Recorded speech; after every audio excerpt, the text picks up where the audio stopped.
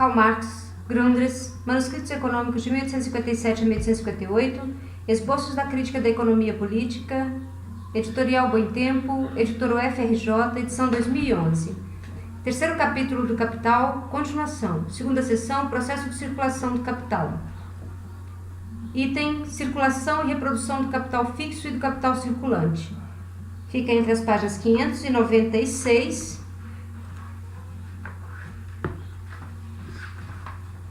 a 622. Está dividida em 3 vídeos. A primeira parte entre as páginas 596 a 607.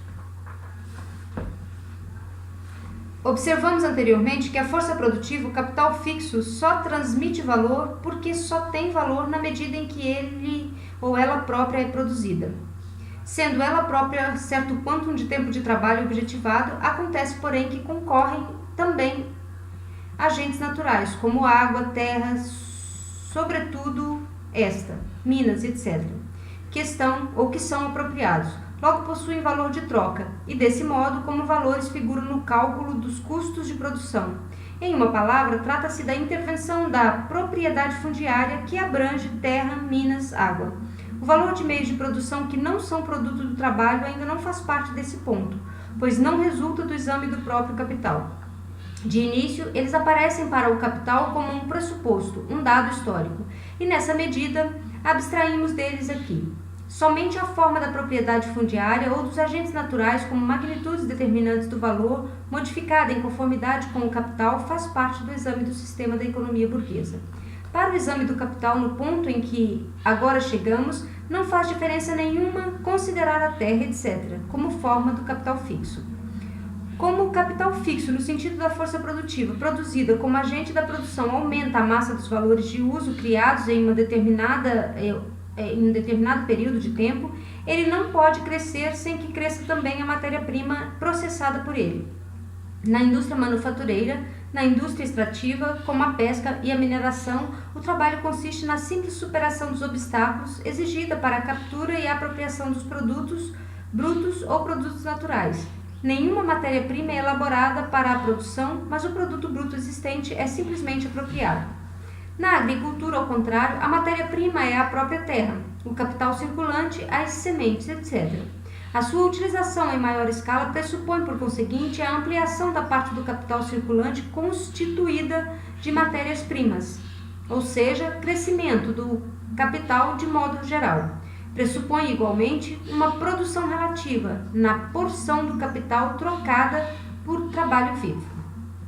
No capital fixo, o capital existe, inclusive materialmente, não só como trabalho objetivado destinado a servir de meio para o novo trabalho, mas como valor cujo valor de uso é a criação de novos valores. A existência do capital fixo é, portanto,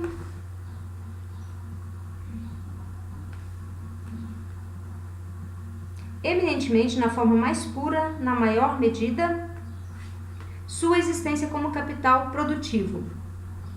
Daí, o estágio de desenvolvimento já alcançado pelo modo de produção baseado no capital, ou em que medida o próprio capital já é pressuposto, se pressupôs como condição de sua própria produção.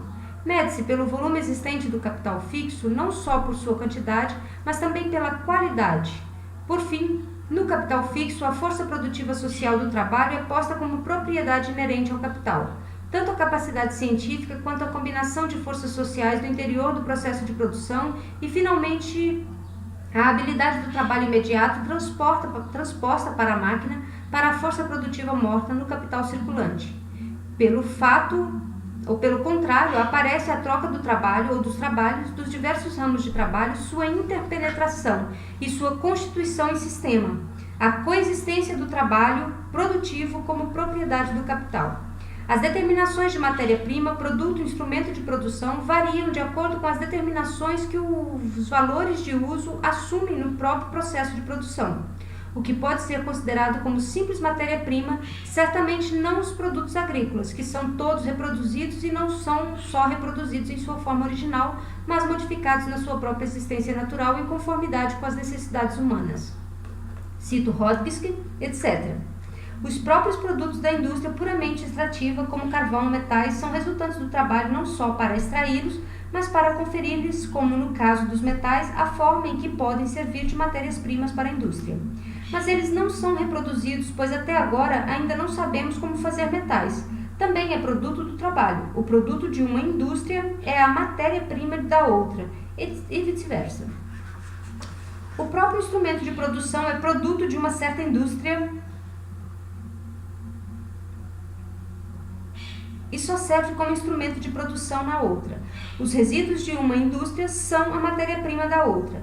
Na agricultura, uma parte dos produtos, sementes, animais, etc., aparece inclusive como matéria-prima na mesma indústria, ou seja, como o próprio capital fixo, ela nunca deixa o processo de produção. A parte dos produtos agrícolas destinada ao consumo dos animais pode ser encarada como matéria instrumental, mas a semente é reproduzida no processo de produção, ao passo que o instrumento, enquanto tal, é nele consumido. Da mesma forma que o animal de trabalho não se poderia considerar a semente como capital fixo, no sentido de que, tanto quanto ele, sempre permanece no processo de produção? Não. Caso contrário, toda matéria-prima deveria ser assim considerada. Como matéria-prima, a semente está sempre contida no processo de produção. Por fim, os produtos que entram no consumo imediato saem novamente do próprio consumo como matérias-primas para a produção, adubo no processo natural, etc. Papel a partir de trapos, etc. Mas, em segundo lugar, seu consumo reproduz o próprio indivíduo, em um modo de existência determinado e em relações sociais determinadas, não só em sua vitalidade imediata, de modo que a apropriação final pelos indivíduos que se dá no processo de consumo os reproduz nas relações originais em que eles se encontram no processo de reprodução e uns com os outros. Ela os reproduz em sua existência social, reproduz então a sua existência social, a sociedade, que aparece tanto como sujeito quanto como resultado desse grande processo global. Quarto, 345.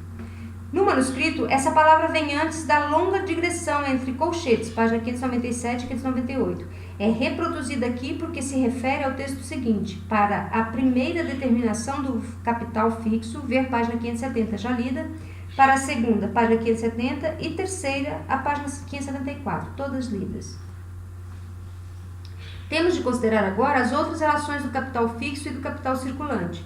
Dissemos anteriormente, nota 346, ver página 597 já lida, que no capital circulante a relação social recíproca dos diversos trabalhos é posta como propriedade do capital, tal como no capital fixo é posta a força produtiva social do trabalho.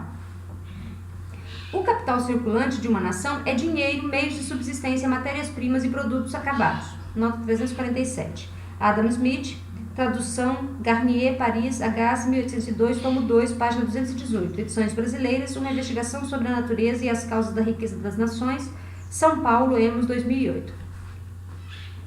Quanto ao dinheiro, Smith não sabe bem se deve denominar o capital circulante ou capital fixo, na medida em que serve contínua e exclusivamente como instrumento de circulação, ela mesma um momento do processo de reprodução total. O dinheiro é capital fixo como instrumento de circulação, mas o seu próprio valor de uso é só para circular e jamais para ingressar no processo de produção propriamente dito, ou no consumo individual.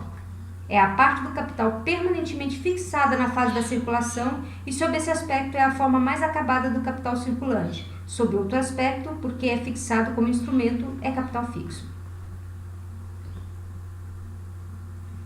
Na medida em que a distinção entre capital fixo e capital circulante entra em questão desde a ótica do consumo individual, ela já está dada como fato de que o capital fixo não ingressa como valor de uso na circulação. Na agricultura, uma parte da semente, porque ela se multiplica e ingressa no valor de uso e na circulação. Não ingressar como valor de uso na circulação subentende que o capital fixo não devém objeto do consumo individual. O capital fixo serve reiterada e constantemente a mesma operação, e quanto maior o âmbito dessas repetições, tanto mais intensamente a ferramenta, a máquina ou a maquinaria qualifica-se a denominação de fixa. De Quincey, 10.4, nota 348, Thomas e Quincey, Londres, Edimburgo, Blackwood and Sons, 1844, página 114. Marx cita de acordo com o caderno de extratos 10, escrito em Londres em 1851, página 4. seja um capital de 10 mil libras, das quais 5 mil fixo e 5 mil circulante, o último gira uma vez em um ano, o primeiro uma vez em 5 anos, portanto 5 mil ou meio de capital total gira uma vez em um ano. Ao longo do mesmo ano gira um quinto ou 1.000 libras do capital fixo. Logo, um ano giram 6 mil libras ou 3/5 do capital total. Por isso, um quinto do capital total gira 12 3/3 de meses. E o capital total em 12 vezes 5 meios de meses. Em 60 terços igual a 20 meses, igual a um ano e 8 meses. Em 20 meses, o capital total de 10 mil libras terá completado sua rotação, embora o capital fixo só seja reposto em 5 anos. Contudo, esse tempo de rotação vale apenas para a repetição do processo de produção, e assim para a criação do mais-valor, não vale para a reprodução do total ou do próprio capital. Se o capital reinicia o processo com menos frequência, retornando da circulação na forma de capital fixo, ele retorna mais frequentemente na forma de capital circulante, mas com isso o capital mesmo não é reposto. É o caso do próprio capital circulante. Se um capital de 100 gira 4 vezes ao ano e desse modo rende 20% da mesma maneira que um capital de 400 que circula somente uma vez ao ano, por isso mesmo, no fim do ano o capital é de 100, como antes, e o outro de 400 ainda que tenha atuado na produção de valores de uso, bem como no pôr de mais valor, como um capital 4 vezes maior.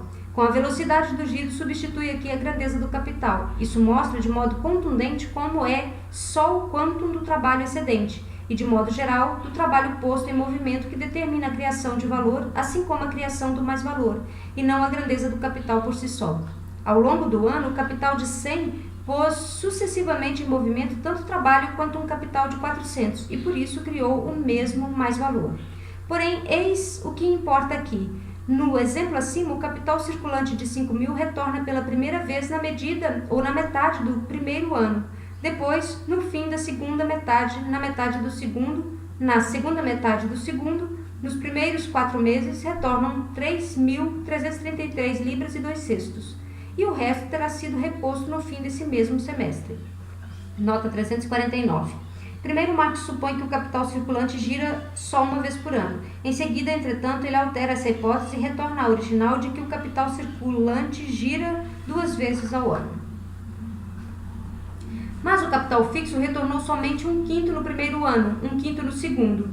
Na mão do proprietário encontra-se 6 mil libras, no fim do primeiro ano 7 mil, no fim do segundo 8, no fim do terceiro 9, no fim do quarto 10 mil libras do quinto. Só no fim do quinto ano ele se encontra novamente de posse de seu capital total, com o qual ele começa o processo de produção, embora seu capital tenha atuado na criação de mais valor como se tivesse girado por completo em 20 meses. O capital total, propriamente dito, só é reproduzido em 5 anos. A primeira determinação da rotação é importante para a relação em que o capital se valoriza. A segunda, entretanto, introduz uma nova relação que de forma alguma tem lugar no caso do capital circulante. Como o capital circulante ingressa e retorna da circulação por inteiro, ele é reproduzido como capital com a mesma frequência com que é realizado com mais valor, ou como capital excedente. Mas o capital fixo, como jamais ingressa na circulação como valor de uso e só ingressa como valor na medida em que se consome como valor de uso, de modo algum é reproduzido quando é posto o mais-valor determinado pelo tempo médio de rotação do capital total. A rotação do capital circulante tem de ocorrer 10 vezes nos 5 anos, antes que o capital fixo seja reproduzido, isto é, o período de revolução do capital circulante se repete 10 vezes, enquanto do capital fixo se repete uma vez, e a rotação média total do capital, 20 meses, tem de se repetir 3 vezes antes que o capital fixo seja reproduzido. Portanto, quanto maior a parte do capital composta de capital fixo, quanto mais o capital atua no mesmo modo de produção que lhe corresponde, com maior utilização da força produtiva reproduzida, e quanto mais durável o capital fixo, quanto mais longo o seu período de reprodução, quanto mais o seu valor de uso corresponder à sua determinação, tanto mais frequentemente a parte do capital definida como circulante tem de repetir o período de sua rotação, e tanto mais longo é o tempo total que o capital precisa para o percurso da trajetória total de sua circulação. Daí a continuidade da produção ter se convertido em uma necessidade extrema para o capital com o bom desenvolvimento de sua parte definida como capital fixo. A interrupção para o capital circulante, caso não dure tanto a ponto de arruinar o seu valor de uso, é somente interrupção na criação de mais valor. Mas, no capital fixo, a interrupção é distribuição ou destruição do seu valor original, na medida em que, no intervalo, seu valor de uso é necessariamente destruído de modo relativamente improdutivo, sem se repor como valor. Por essa razão, é só com o desenvolvimento do capital fixo que a continuidade do processo de produção correspondente ao conceito de capital é posta como conditio sine qua non, ou condição indispensável, para sua conservação. Daí, igualmente, a continuidade e o crescimento constante do consumo. Esse é o número 1, mas o número 2, sob o aspecto formal, é ainda mais importante. O tempo total com que medimos o retorno do capital foi o ano, assim como o dia foi a unidade de tempo com que medimos o trabalho. Fizemos isso, em primeiro lugar, porque o ano é mais ou menos o tempo natural da reprodução ou da duração da fase de reprodução para a reprodução da maior parte das matérias-primas vegetal utilizadas na indústria.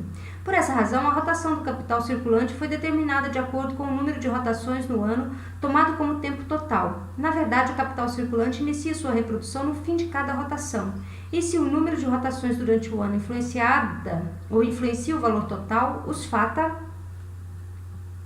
vicissitudes, acasos e incidentes, que ele experimenta durante cada rotação aparecem de certo como determinantes das condições sob as quais a reprodução é reiniciada, mas cada rotação isoladamente é um ato vital completo do capital circulante. Tão logo é reconvertido em dinheiro, o capital pode, por exemplo, transformar-se em condições de reprodução ou produção diferentes das primeiras, lançar-se de um ramo de produção em algum outro, de modo que a reprodução, considerada materialmente, não se repete da mesma forma. Isso se altera com a entrada do capital fixo e nem o tempo de rotação do capital, nem a unidade com que é medido o número de rotações, o ano, aparecem mais como medida de tempo para o movimento do capital. Essa unidade agora é determinada antes pelo tempo de reprodução requerido para o capital fixo e, em consequência, pelo tempo total de circulação que precisa para ingressar na circulação como valor e retornar dela na totalidade de seu valor. Durante todo esse tempo, a reprodução do capital circulante tem de se dar também materialmente na mesma forma, e o número de suas rotações necessárias, das rotações necessárias para a reprodução do capital original, está distribuído em uma série mais longa ou mais curta de anos. Por isso, um período total mais longo é posto como unidade em que se medem as rotações do capital fixo, e a repetição das rotações tem agora uma relação não mais externa, mas necessária com a unidade. E de acordo com o Babbage, nota 350, Charles Babbage, Paris, Bachelier, 1833, página 375 a 376, a reprodução média da maquinaria na Inglaterra é de 5 anos, a real, portanto, talvez 10 anos. Não pode haver qualquer dúvida de que o ciclo que a indústria perfaz desde o desenvolvimento do capital fixo em grande escala, em um período de tempo de mais ou menos 10 anos, está associado a essa fase de reprodução total do capital, assim determinada. Encontraremos também algumas causas determinantes, mas essa é uma delas. Também no passado havia tempos bons e ruins para a indústria, bem como para as colheitas, agricultura. Mas o ciclo industrial plurianual subdividido em períodos e épocas característicos e próprios da grande indústria. Chegamos agora à nova diferença que intervém no número 3, ou de número 3. O capital circulante foi lançado do processo de produção na circulação sob a forma do produto, do valor de uso recém-criado e entrou por completo nela, reconvertido em dinheiro, o valor do produto, todo o tempo de trabalho nele objetivado, o tempo de trabalho necessário e o excedente foi totalmente realizado, e com isso foi realizado o mais-valor, bem como foram satisfeitas as condições de reprodução. Com a realização do preço da mercadoria, todas essas condições estavam satisfeitas e o processo podia recomeçar. Contudo, isso é válido somente para a parte do capital circulante que ingressa na grande circulação. Quando a outra porção do capital que acompanha continuamente o próprio processo de produção, a circulação daquela parte do capital que é transformada em salários, ela depende naturalmente de como o trabalho é utilizado e na produção de capital fixo ou circulante, se esses salários mesmos são ou não substituídos por um valor de uso que ingressa na circulação.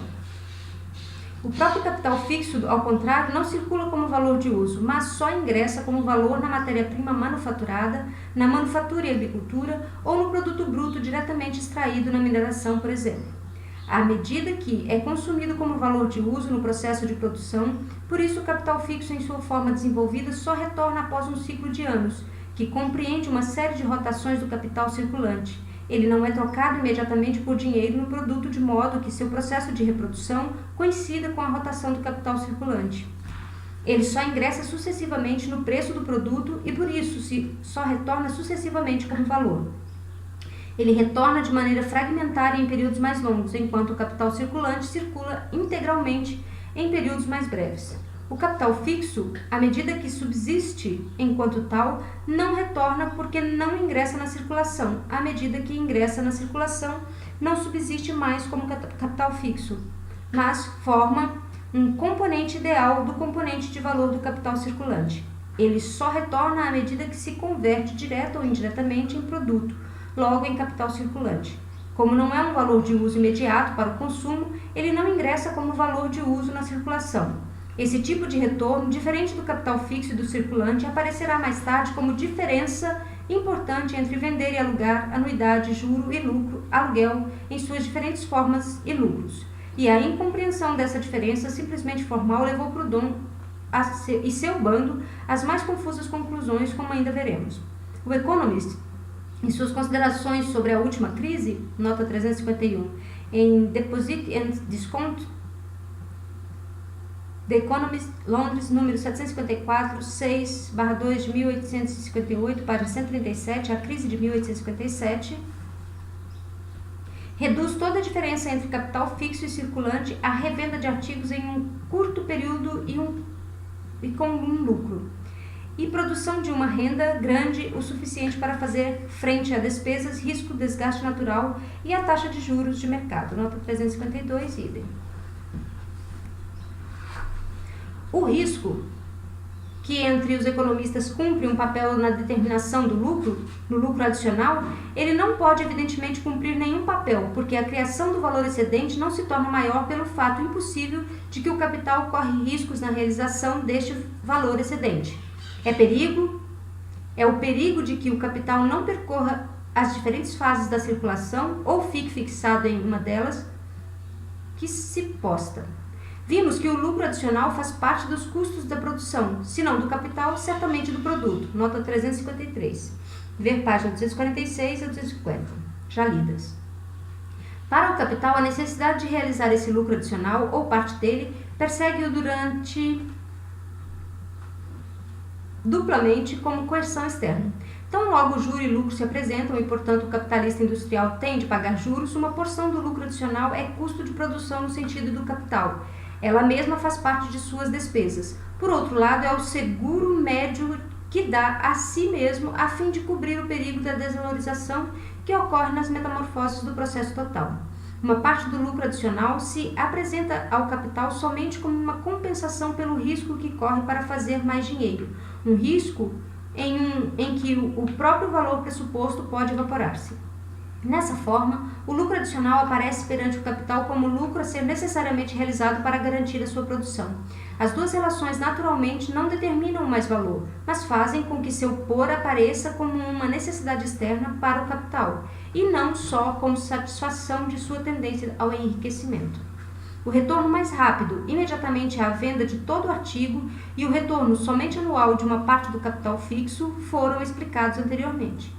No que diz respeito ao lucro, o lucro do comerciante não nos diz respeito neste ponto. Cada parte do capital circulante, porquanto, sai do processo de produção e regressa a ele na medida em que nela estão contidos trabalho objetivado, o valor dos adiantamentos, trabalho necessário, o valor dos salários e trabalho excedente. É parte que produz lucro tão logo atravessa a circulação. Porque como o produto é realizado, o trabalho excedente contido nele.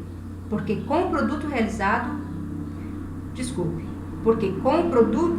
realizado o trabalho excedente contido nele. Contudo, não é o capital circulante nem o capital fixo que cria o lucro, mas a apropriação do trabalho alheio mediada por ambos, ou seja, no fundo, somente a parte do capital circulante que ingressa na pequena circulação, porém, esse lucro só é realizado de fato pelo ingresso do capital na circulação, portanto, só em sua forma de capital circulante, jamais em sua forma de capital fixo. Mas o que o Economist entende aqui por capital fixo é, na medida em que se fala, ou em que fala de rendimentos mediante este, a forma do capital fixo em que este não entra diretamente no processo de produção como maquinaria, mas em ferrovias, edificações, benfeitorias agrícolas, drenagens e etc. Não nos diz respeito aqui a ilusão de que todas as partes do capital produzem lucro uniformemente. Nota 354. Thomas Robert Malthus, Londres, Pickering, 1836, página 268, edições brasileiras, Princípios da Economia Política e Considerações sobre a sua aplicação prática, São Paulo, Nova Cultural, 1996. Ilusão, que tem origem na divisão do valor excedente em porções médias, independentemente das porções dos componentes do capital como circulante e fixo e da sua parte transformada em trabalho vivo. Ricardo, porque compartilha da metade dessa ilusão, considera desde logo a influência das proporções de capital fixo e circulante na determinação do valor enquanto tal.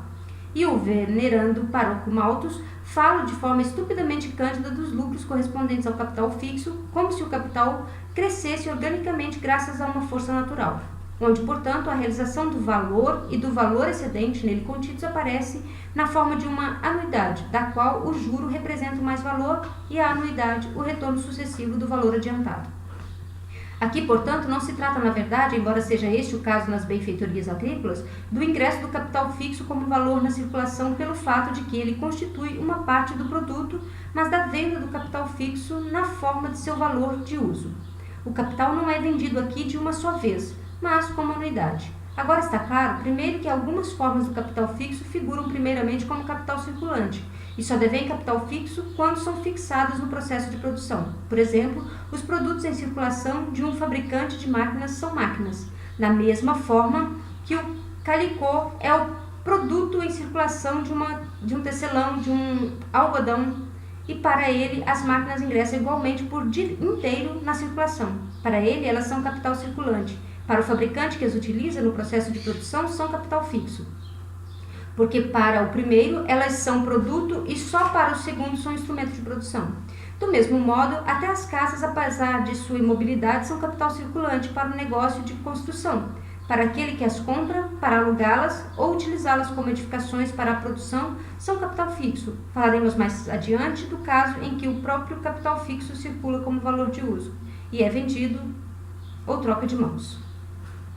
Porém, o aspecto segundo o qual o capital é vendido como capital, seja como dinheiro, seja na forma de capital fixo, não faz parte evidentemente deste ponto, em que examinamos a circulação como movimento do capital no qual ele se põe em seus diferentes momentos, conceitualmente determinados.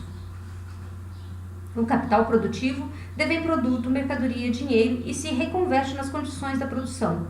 Em cada uma dessas formas, ele só continua capital e só devém capital à medida que se realiza enquanto tal. Enquanto permanece em suas duas fases, em uma das fases, ele está fixado como capital, mercadoria, capital dinheiro ou capital industrial. Mas cada uma dessas fases constitui apenas um momento de seu movimento, e na forma em que se repele, para passar de uma fase a outra, ele deixa de ser capital. Se ele se repete ou repele como mercadoria e devém dinheiro ou vice-versa, ele não existe como capital na forma que deixou para trás, mas na forma recém-assumida. É certo que a forma repelida pode devir, por sua vez, à forma de outro capital ou pode ser a forma direta do produto consumível. Mas isso não nos interessa.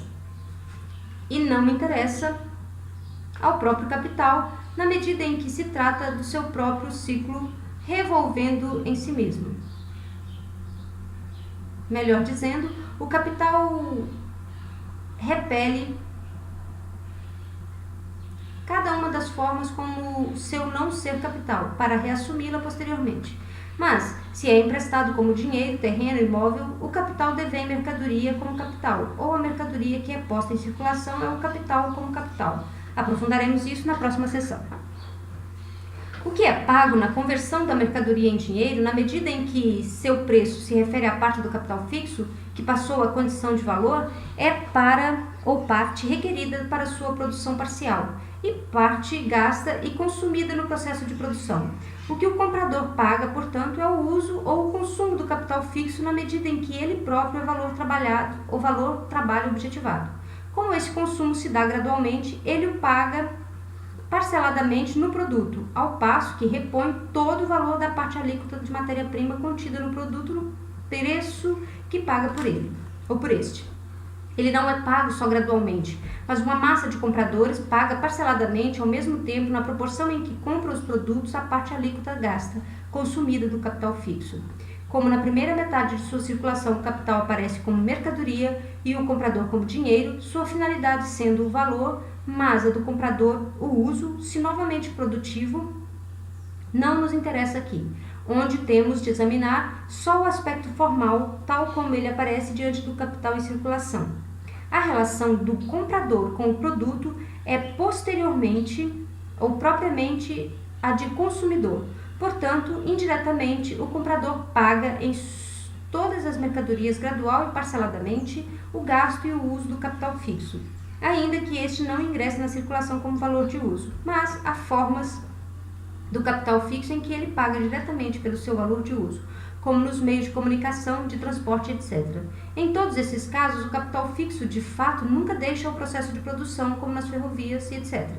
Porém, ao passo que para uns ele serve dentro do processo de produção como meio de comunicação para colocar o produto no mercado e como meio de circulação para os próprios produtores, para outros pode servir como meio de consumo, como valor de uso, como para aquele que viaja por lazer, etc.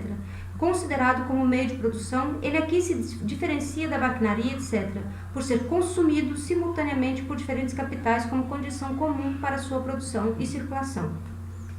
Ainda não temos de nos ocupar aqui com o consumo enquanto tal. Ele não aparece como capital encerrado no interior de um processo de produção particular, mas como matéria de ligação de uma massa de tais processos de produção de capitais particulares que só o consomem parceladamente.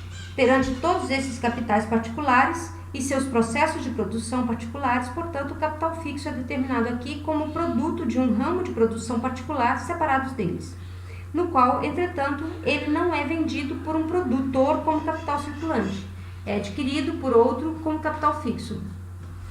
Como no caso da maquinaria, mas no qual ele só pode ser vendido na forma de capital fixo mesmo. Nesse caso, aparece o que está oculto na mercadoria, o seu retorno gradual. Porém, ao mesmo tempo, esse produto inclui, sendo ele próprio produto vendido para o industrial, a máquina que ele usa não é produto.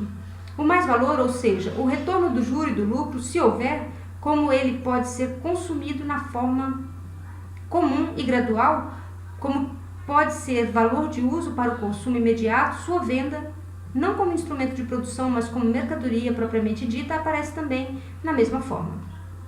Todavia, à medida em que é vendido como instrumento de produção, uma máquina é vendida como simples mercadoria e só se torna instrumento de produção no processo industrial. Sua venda coincide diretamente com seu consumo no processo de produção social geral. Essa é uma determinação que não faz parte do exame da circulação simples do capital. Nesta última, o capital fixo aparece na medida em que ingressa como agente de produção, como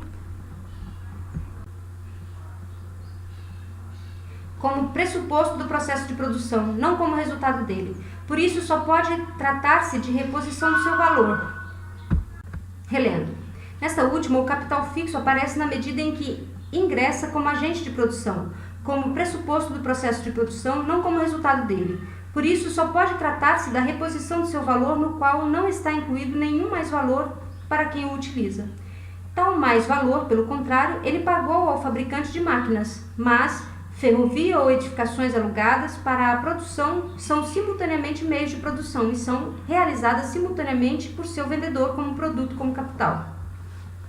Como cada momento que aparece como pressuposto da produção é ao mesmo tempo seu resultado, porque a produção reproduz suas próprias condições, a divisão original do capital no interior do processo de reprodução aparece agora de tal maneira que o processo de produção decompõe-se em 3 processos de produção em que trabalham diferentes porções do capital, que agora aparecem também como capitais particulares. Aqui ainda se pode admitir a forma em que o único capital trabalha, porque nós consideramos o capital enquanto tal, e como esse tipo de consideração fica mais fácil dizer algo sobre a proporção dessas diferentes espécies de capital. O capital é reproduzido anualmente em proporções diferenciadas e variáveis como matéria-prima, como produto e como meio de produção. Em uma palavra, como capital fixo e como capital circulante. Em cada um desses processos de produção aparece como pressuposto ao menos a parte do capital circulante destinada à troca pela capacidade do trabalho e à conversão ou conservação e ao consumo da maquinaria ou do instrumento dos meios de produção. Na indústria extrativista pura, por exemplo, na mineração, a própria mina existe como material de trabalho, mas não como matéria-prima que passa a produto, que na indústria manufatureira, ao contrário, tem de ser, sob todas as formas, uma existência particular. Na agricultura, as sementes, o adubo, os animais, etc., podem ser encarados tanto como matéria-prima quanto como matérias instrumentais. A agricultura constitui um modo de produção sui generis, porque ao processo mecânico e químico associa-se o orgânico, e o processo natural de reprodução é simplesmente controlado e dirigido. A indústria extrativista, sendo a principal delas a indústria mineradora, é igualmente sui generis, porque nela não se dá nenhum processo de reprodução, pelo menos um processo que esteja sob nosso controle ou que seja do nosso conhecimento. A pesca, a caça, etc., podem estar conjugadas como um processo de reprodução, o mesmo para a exploração florestal, ou seja, não é necessariamente a indústria extrativista pura. Na medida em que o meio de produção, o capital fixo, ele próprio, produto do capital e assim incluído tempo excedente e objetivado, é constituído de tal maneira que só pode ser vendido pelo seu produtor como capital circulante. Por exemplo, as máquinas pelo construtor de máquinas, antes de devir capital fixo, ou seja, de tal maneira que primeiro entra na circulação como valor de uso, nessa medida sua circulação não contém absolutamente nenhuma nova determinação. No entanto, à medida que, como nas ferrovias, por exemplo, ele só pode ser alienado enquanto serve simultaneamente como instrumento de produção, ou na medida em que é consumido como tal, ele tem em comum com o capital fixo enquanto tal o fato de seu valor só retornar gradualmente. Mas nesse caso, acresce-se ainda que em tal retorno do valor está incluído o retorno de seu valor excedente, o trabalho excedente nele objetivado. Nesse caso, ele tem uma forma particular de retorno. Continuaremos no próximo vídeo. Obrigada.